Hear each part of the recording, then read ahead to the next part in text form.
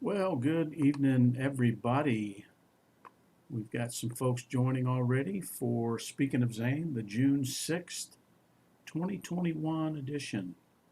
Sure is good to have everybody in here for the 147th edition of Speaking of Zane. Hopefully, everybody can hear me okay. I see some folks joining here. Let me acknowledge some folks here. We get to the comment section. We've got Lori in there, Ken's in there. Remember, if you don't put anything in the chat, I won't know you're there. That's okay if you want to be anonymous, but if you want me to know you're there, certainly put something in the chat. On this particular tool there, I can't see on the desktop. I can't see as people join. I can on my phone though, but I'm not using my phone at the moment. But good to have everybody in there on June 6th edition. Aaron's in there. All right. Good to have you in there. Brenda Lusk is in there from Michigan. Brenda, I hope your move, everything is shaping up there and things aren't too stressful for you. All right. Good crowd joining tonight. Well, a busy week as usual here at the McDonald State and Insane Asylum, and I actually got to do something I haven't gotten to do in over a year.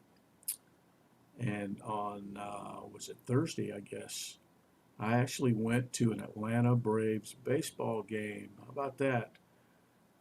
We had a work thing. I was invited by one of our business partners, and oh wow, it was great to get out to the ballpark. I it, there may have been a mask or two out of the 40,000 that were there, but I didn't see very many. Um, Everybody's either vaccinated or already had it or whatever. But it was great to be with other human beings and shake hands and spend some time at the ballpark. It was wonderful. And the Braves won. They beat the Nats, the Washington Nationals, and that is always a good thing. And they're playing the Dodgers right now. They beat the Dodgers again today. They lost to the Dodgers Friday, beat them yesterday and today. And that's Lori is a Dodger fan, so we kind of watched the Dodger Braves series um, a little bit closer than others, perhaps. But anyway, it was good to get out to the ballpark. The weather was beautiful. It was supposed to be wet, rainy, overcast, but it turned out it was sunny and about 80 degrees. But just a beautiful time to be out at the ballpark. Let's see who else we've got. Aunt Cindy over in Alabama. Hey, Aunt Cindy. Good to have you in there. Hey, Katie Aaron. How are you? That's okay.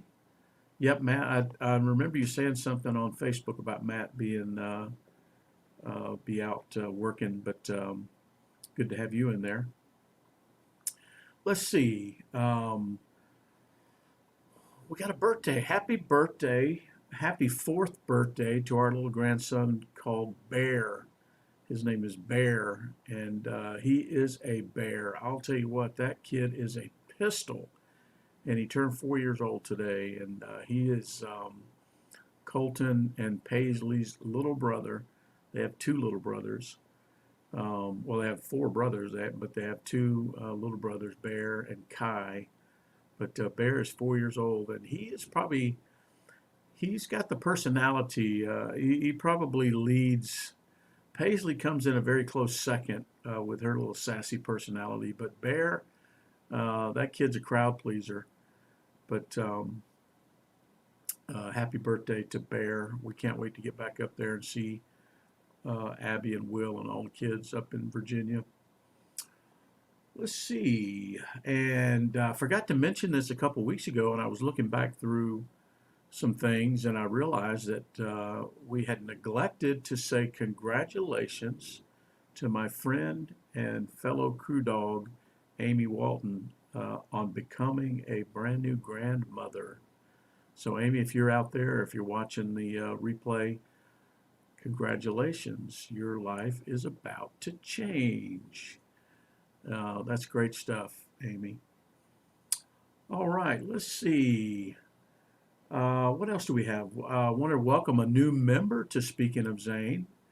I don't know if she's on with us tonight, but I'm sure she'll be joining us periodically. But her name is Marianne Northrup, and hopefully she'll join us sometime on these Sunday nights. She's a friend of Lori's. And let's see what else happened this week. Mentioned last week about the very successful program that I hosted at work for Memorial Day, and we probably had 80 participants or so. And anyway, it went really well. Everybody was asking; they wanted to see the recording. Everybody wanted to see the recording. They wanted to share it with people. It was just a touching thing that we did, hearing from other veterans that we work with about what Memorial Day means to them. And we heard from a military spouse, and we heard from a Gold Star family member. But everybody wanted to see the recording, and I had to report that because of technical difficulties with the setup, we did not get to record it, which sucks, but that's okay. But the reason I brought that back up is the next day, on Tuesday, I think it was, or the day after Memorial Day, the weekend goes past Memorial Day, and then the next day, last Tuesday, um, the Gold Star family member, Jamie, a coworker of mine, who lost her cousin JP in Afghanistan, um, she sent me a bunch of pictures, and she had asked me if this was okay a while back. I didn't even know what she was talking about. I said, yeah. Well, it turns out that she is in a Jeep club, and the Jeep Club participated in the Memorial Day Parade in Alton, Illinois. And Jamie, on their Jeeps, they had banners honoring the fallen. And Jamie actually had a banner made for Zane, and she had this banner on her Jeep. And I was like, wow, blown away. It was really kind of interesting because at the end of the session at work that I hosted, once everybody had gone through, I it kicked back to me, and my job was to then sort of wrap things up and close it up on it with a nice little ribbon and send people on their way. And um, I talked about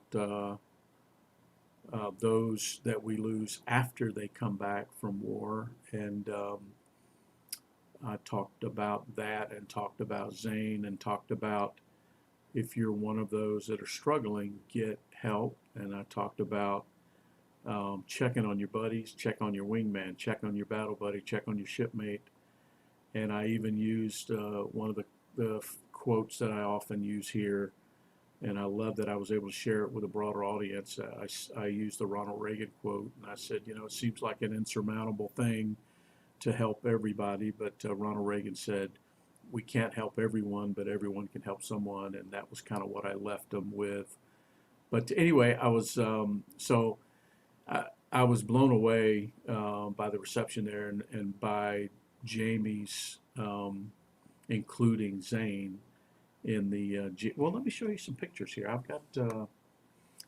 Let me share the pictures here. I forgot I had them in a folder, so stand by 1 second, and I'll show you. She went out of her way, really, to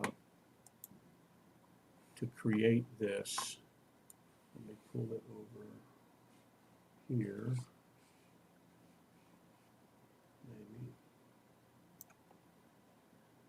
maybe, and open it up. Maybe. Stick with me. Here we go. All right, and then I will share this screen, and you should be able to see. There you go.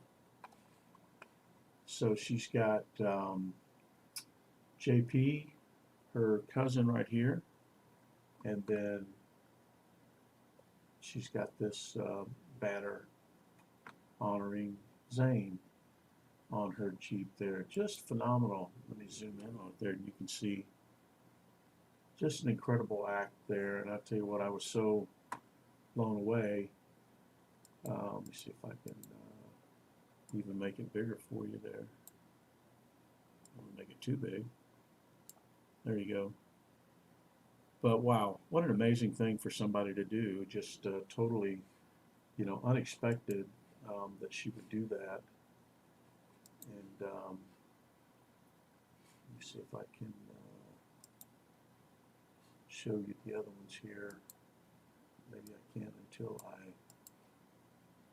reduce the size of that. There we go. So there's her Jeep. There you go. She's got two more on the other side of the Jeep there. And there's some of her fellow Jeepers. I guess they call them Jeepers. I don't know, but I've come to find out these Jeepers are kind of crazy. They stick together pretty well and do lots of things like this. In fact, I was telling her that at the last we met each other last fall, but I was telling her at the Reach Across America at Georgia National. The Jeep, there was a Jeep club out there.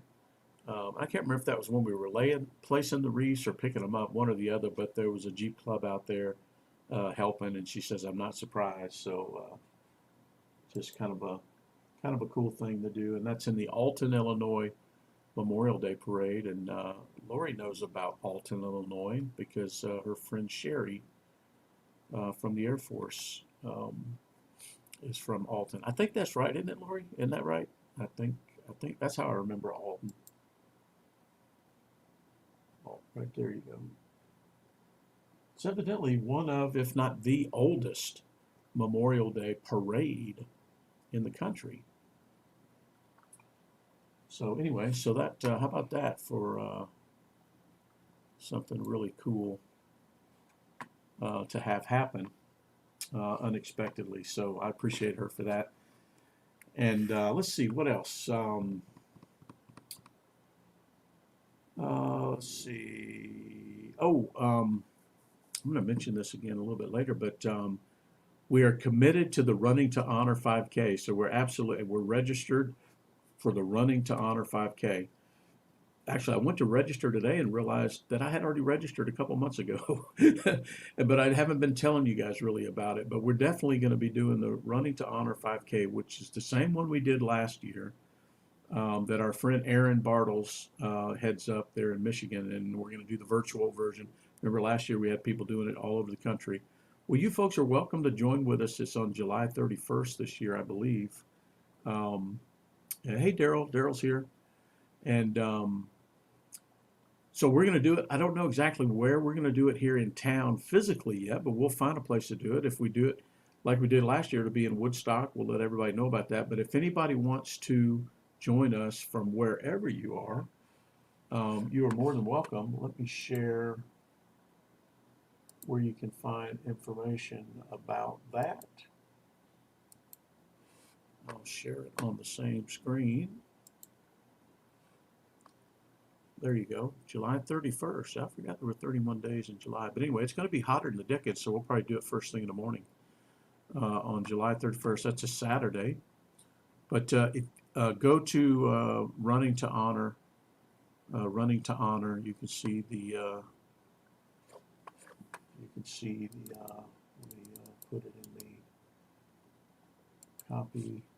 I put it on the Facebook page as well, but I can put it in the chat window here so you guys can see it. And then I can show that on the screen, actually. There we go. Yeah, how about that? So anyway, if anybody wants to join us, it's for a great cause. And it's just a reminder. I mean, it's a reminder to honor the fallen. And,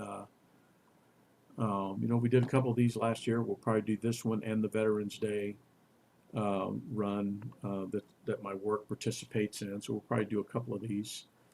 Yeah, we're not going to get carried away and get all physically fit or anything. But anyway, I like what Aaron does up there, and I think it's a great cause, and we're on board. So if you want to join us, go here and register. And when you register, it'll give you the opportunity to become part of a team, to join a team. And our team is in there. All you got to do is search "Speaking of Zane," and you'll see our team there on the page. So we would love to have you guys do that with us. Okay, Katie, awesome. All right, well, let's see. One more thing in the opening here that I didn't realize it was as serious as it was, but my wife told me today, I think it was. But my Uncle Bob, who's my dad's oldest brother, I may have mentioned him before. He's a retired Air Force colonel, started out in the Army um, in the 50s, made the transfer to the Air Force and retired from the Air Force. And he's quite an entrepreneur, business owner. But he's 84, I think he just turned in May, 84 or 85. Um, so he's getting up there in age, has been very healthy his whole life, very optimistic. He's the guy I think I've mentioned before that at the age of 79 or 80, he decided to get braces on his teeth. He went deep into his 70s and just about 80 and decided he wanted to get braces. That's optimism right there, that you're going to get your money's worth out of the braces. But anyway, great guy, and he's been someone I've looked up to my whole life. But he's got cancer of some kind, and I'm ashamed to say I don't know which kind, but it's got him down right now. He's in the hospital, so going to try to spin up another visit down there, go see my mom and dad and my sister, but maybe get an opportunity to go see him. For sure, we saw him a few visits back. It's been a little bit, but it was um, sometime last year. Saw him. It hadn't been that long, but anyway, just a great guy. If you'll keep him in your prayers, Bob McDonald is his name. Robert Joseph McDonald. Um, United States Air Force, retired, but great guy. And all right, let's see. So what do we got next? Hat of the week. Is Ken there? Yeah, Ken's there. Hat of the week. So I struggled today with the hat of the week. You know, I'm a ball cap guy, and I'm generally always able to find a ball cap that aligns with something I've got going on, something we've done this week or next week, and I came down to about 5 minutes, and I said, well, I went to the Braves game. Okay, I could wear a Braves hat. But even cooler is on that same day, 7 years before, how do I know that? It popped up on my Facebook memories or whatever they call it. I had gone to a Braves day game on that exact day 7 years earlier for work. I've spent a lot of time at the ballpark affiliated with work. But anyway, on that particular occasion in 7 years ago, went to the ballpark, and the group that we were with had a suite and had arranged a visit by Hall of Fame Braves pitcher John Schmaltz, my favorite all-time pitcher. And so John came to the suite, and he probably spent an hour and a half there with us. And so I got a chance to meet him, talk with him a little bit, and get this autographed hat by Hall of Famer John Schmaltz. How about that?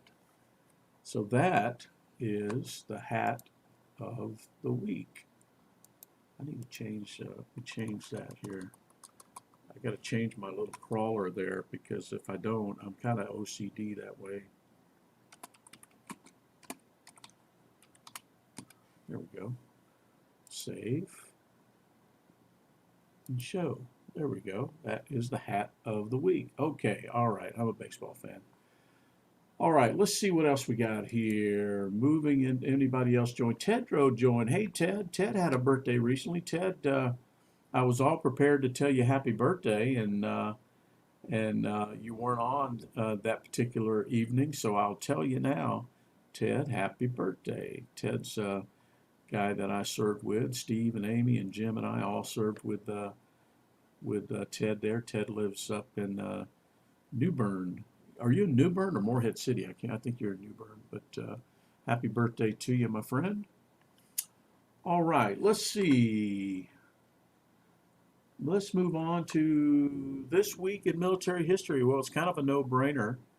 What we would focus on today, this week in military history, and that is the 77th anniversary of D-Day, otherwise known as Operation Overlord. That was the Allied forces invasion of Europe, of France, there in Normandy, and 77 years ago. And wow, what an amazing debt that we owe those men who faced, almost certain death. 4,500 Americans died that day on the beaches of Normandy. 4,500, 4,400 and some died that day on the beaches of Normandy. I mean, can you imagine having the landing craft door open and it's just a shooting gallery? And if you've seen, the movie, then you get a fair depiction of what it must have been like. But just incredible part of our history. And man, those men, they just like I always talk about the Air Force and the bombers and the B-17s and the missions and the 50. It was 50% chance you were coming back from a mission, and you did it anyway. These guys knew it was almost certain death, or at least the possibility was high, and they did it anyway. Just an amazing thing. And I'll read some stats here for you. Let's see if I can find my stats here. Oh, I know where they are. Hang on. Just amazing to sort of ponder what they must have been, thinking, knowing what was coming, or knowing what was coming, but not knowing what was coming. Let me open this up here. And today I posted this photo, or this picture, and I had never seen it depicted this way before, so I thought it was kind of cool to show some of the figures there to kind of give you an idea of the scale of the invasion that day. If you think the scale of the invasion was great, can you imagine the planning? The planning for this was just an astronomical logistical chore like no other I would imagine had ever occurred up to that point. But you can see, over 2,200 Allied bombers that day. In fact, my friend Matt Adcock over in Birmingham, his grandfather flew his second mission. He was on B-17s. His grandfather flew his second mission on D-Day. He was a radio operator on B-17s, and he went on to fly whatever the count wound up being. I don't remember exactly, but anyway, my friend Matt, he and I are going to sometime, I don't know when it's going to work out, but we're going to go down to the Mighty Eighth and search the Mighty Eighth Museum down in Savannah. You hear me talk about a lot. And search the archives there for his dad's unit. He knows his dad's plane, the name of his dad's plane. It was called Shotzi 2, We Aim to Please, was the name of his B-17. But anyway, so you can see the bombers that were involved, the total aircraft, all the Allied aircraft, the total German aircraft, the over 25,000 sailors, 6,939 ships. That's crazy. And in fact, my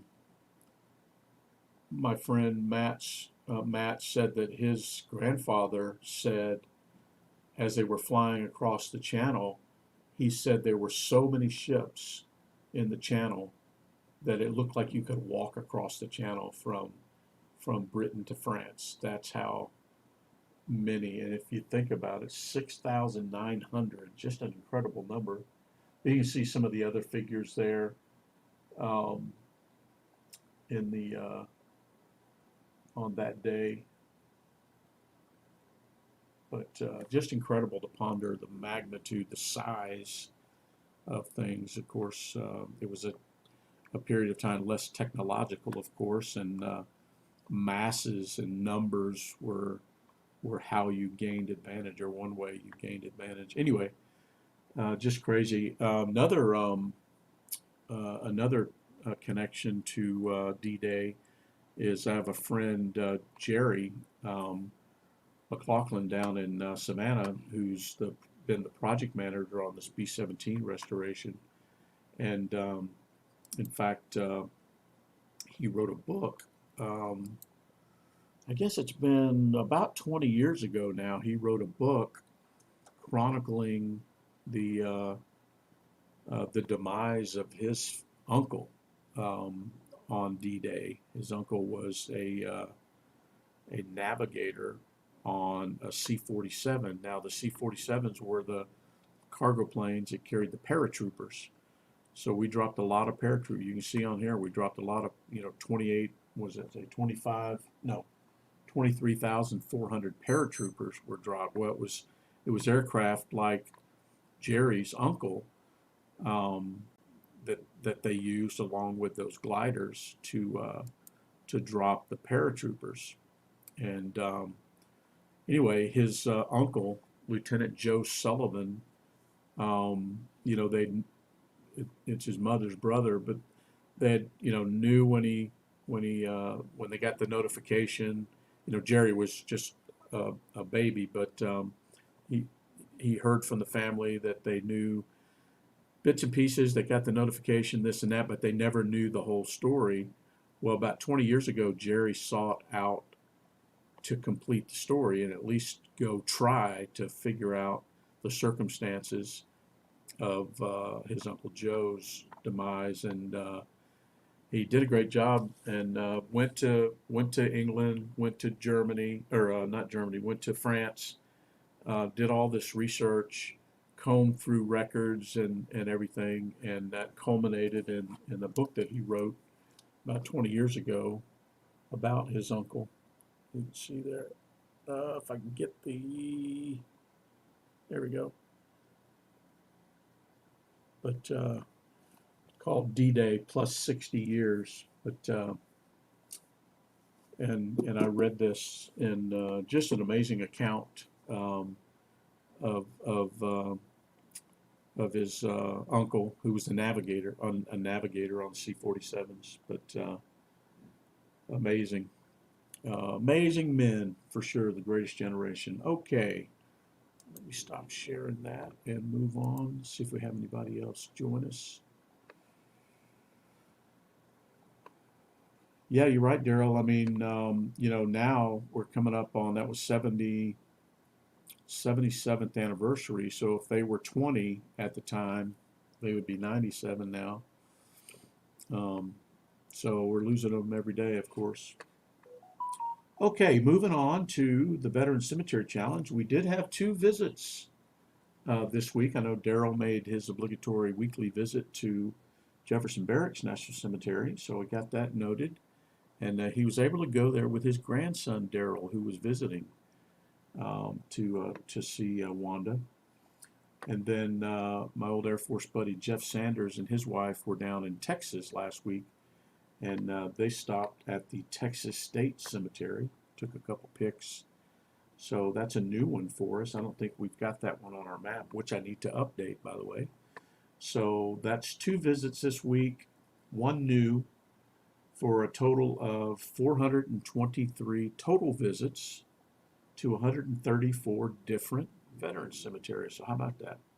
We continue to crank them out, and I get excited every time I see that somebody has visited one, because that means that we get the opportunity to share that news. We get to tell people about it. We get to make sure the next generation knows, how revered these places are. And I'm glad that you guys are choosing to participate with us.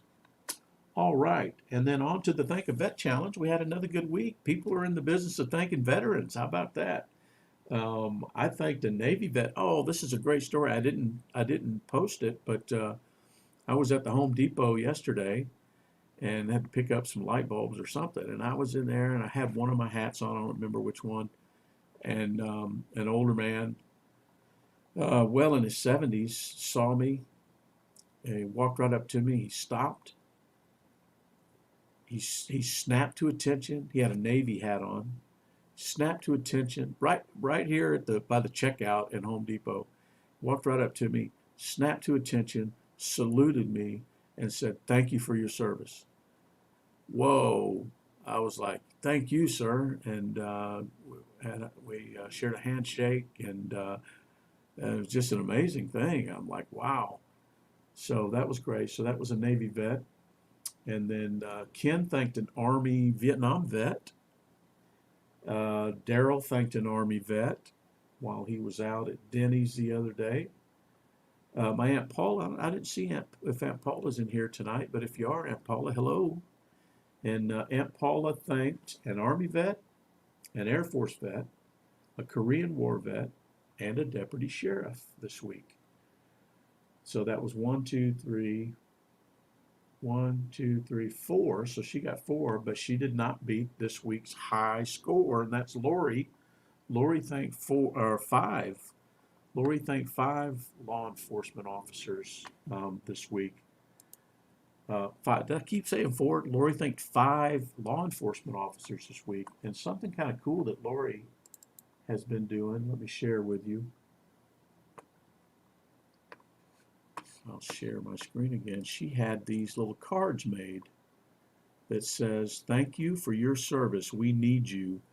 And she hands these out to first responders when she sees them. How about that? I don't know where she got these. She had them made somewhere, but that's kind of cool. And she did say that, law enforcement, they're a little bit timid when you approach them.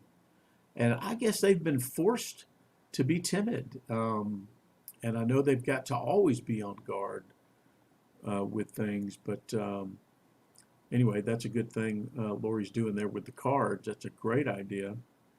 And I'm sure that when they get, even though maybe in the moment they might be a little bit startled, or maybe they're a little bit on guard like they often are. But I guarantee you, when they take that back home, or they get back home and they take everything out of their pockets and they see that, I bet they get a warm feeling, and I'm glad. That's a good thing. Let's see, I'm missing some things in the chat here. Ken says he will be visiting Arlington next Sunday. Oh, that's great. Outstanding. Well, Ken, I'll give you my list. I think you have done that for me in the past. And I'll be sure to give you my list. And I know you're going to see your dad. Ken's dad was on Pearl Harbor, was not killed at Pearl Harbor. Ken's dad was on Pearl Harbor when it was attacked. An amazing story. And Ken posts his father's account of that every Pearl Harbor Day, December 7th. There's my friend Bridget. Hey, Bridget. It is a great idea, isn't it? Bridget was hiding in the wings there. I'm glad you joined us, Bridget. Let's see. Oh, Lori's got okay. Lori's gonna ramp our veteran Thank a Vet challenge up with some cards. Okay, I can't wait to see them. Maybe if they come this week, we'll show you what that looks like next week. So good stuff. Awesome. So let's see. Let me see here. I think the Navy vet. Lori had 5. Ken had 1. Daryl had 1. Aunt Paula had 4. So we had a total of 12 thank yous. So that means that 12 people this week heard thank you or I appreciate you from someone in this group. That's a good thing. And that was 12 this week. So we're up to 837. Since we started, 837 times Somebody's been the recipient of a thank you from somebody in this group. Okay, Ken, I thought that was the case because I know there had to be a delay there in your mom's internment. Okay. All right. Well, keep us up to date, Ken. We'll be thinking about you and praying for you and Janet. And I know it must be a tough thing. I still have both my parents. I have not experienced that hole that I'm sure you experience with the loss of your parents. And so we'll be thinking about you. Safe travels to you as well. And we'll look forward to any photos that you happen to capture while you're there. And we will be looking forward to adding that another Arlington visit to the list. And it's a special place. It certainly is. And I get just chills and goosebumps, and I just don't even feel worthy walking that ground when I'm there. It's just such an amazing place. Okay, let's see. So that's the Think a Vet Challenge. We move on now to the organizations. Well, I mentioned the Running to Honor. That's a great organization that Aaron leads there, and I've mentioned what we plan to do. Um, let's see. Oh, I got a card. Let's see if I can find it here. I got a card in the mail this week, and I'm like, okay, well, I'm a Wounded Warrior supporter. I donate to them every month. Zane was a member of their roles and often wear his Wounded Warrior project hat. But anyway, I got this card. Somebody had made a contribution to Wounded Warrior in our name. So I don't know who it is, but certainly appreciate it. That's good stuff. They do great work. They have made great strides in their leadership and in the way that they conduct their business there. And I'm proud to be a not a sponsor, but a supporter of theirs. So that was kind of cool this week. And I tell you, like we talked about last week, and I tell people every time I talk to them, like at work and stuff, is, well, I tell you what, you don't have to look very far to get involved in some way with some group that's doing good work for veterans or the military. You don't have to look very far um, to even be just a small part of something. There's so many great organizations doing great work for veterans and military and their families. I found out from my dad that Gary Sinise strikes again. The band and the ROTC unit at the high school in the town where my dad lives has been invited to Hawaii, and I guess it's for the 80th um, the 80th anniversary, right, Ken? This year will be the 80th, so 41, 2001 or 2021. Anyway, they've been invited to participate in the festivities. They just have to get there, and so they're undergoing a fundraising effort in a lot of different ways. But anyway, Gary Sinise found out about it somehow, and he donated a bunch of things to them and equipped them with some ways to raise some funds with items that he donated. So I tell you what, that guy and his organization are everywhere, and what a great American that he is. All right, yeah, Ken, hard to believe 80 years, I'll tell you what. And I just hope, and I know, Ken, you were pontificating today that about D-Day, that our younger generation's going to even understand what it meant. And you can say the same for Pearl Harbor and D-Day. And what's up to us? I guess it's kind of up to us. I mean, there's um, in today's climate, it's a little bit of an uphill battle. There's folks that don't care about it. There's folks that don't, that other things they'd rather be teaching our kids than history, especially history where America succeeds and triumphs. I'm sad to say, but I guess it's up to us, Ken. And we'll do our best. I guess what did Ronald Reagan say? We can't help everyone, but everyone can help someone. So a little bit of time, I guess, is the answer. But we will see. All right, folks. Well, I think I am done for this week. I'm looking at my list, and I have made it all the way through everything I had hoped to talk about. I'll tell you, I'm trying to pare the weekly broadcast down to about 30 minutes. Instead of trying to fill an hour, I'm trying to get everything done in 30 minutes. And if I wind up in the 45-minute range, which is about where we're at now, I think that'd be a good thing. So I sure appreciate you guys, like I say every week, joining us and being aligned with us and listening to this old man talk about his son and related matters. And I can't tell you how much strength it gives me to talk about these things, knowing that you guys are right alongside us. And stay tuned for some more things that we have in the works. Lori, Lori has created a blog and a YouTube channel, and more to follow on that. I'm sure I will be her administrator for some period of time until she can get everything figured out. She knows what she wants to do. She knows what she wants to say. She's just not quite sure how to get it from here into these tools. So anyway, I've got her set up with a blog and a YouTube channel. So um, once once Lori is ready, she will begin feeding content to that, which it's not, speaking of Zane, it's a whole nother element of this journey that we're on, and it's very specific and unique to her and her perspective as a mother. So anyway, I'm excited. I'm just as excited about reading what she has to say as others. So stay tuned for that.